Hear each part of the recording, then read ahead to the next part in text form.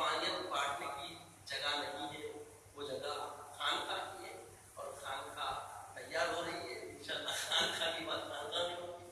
عزیزو، یہ مسجد ہے، یہاں پہ شریعت سے اتنی اجازت ہے اتنی گفتگو چل سکتی ہے۔ بدبین ہے اگر آنکھ تو اندھا ہو جائے،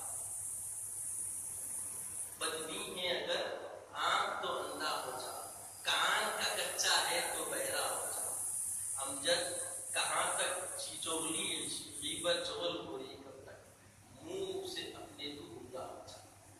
یہ کیا ہے؟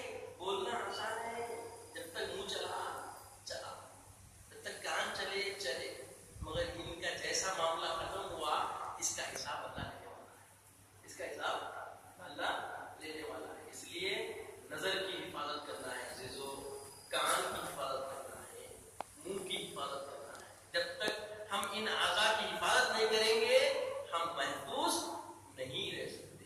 تو اللہ والوں کی صحبتوں سے یہ ہم کو صلہ ملتا ہے، یہ راہ ملتی ہے، ایسا ہماری دستگیری ہوتی ہے، ایسی ہماری تربیت ہوتی ہے۔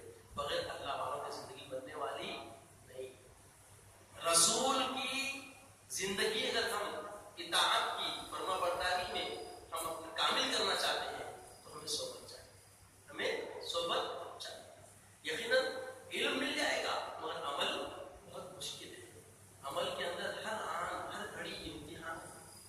دل ہے نا، اس کا نام کیا ہے عربی میں؟ قلب۔ کیا نام ہے بولتے ہیں؟ قلب۔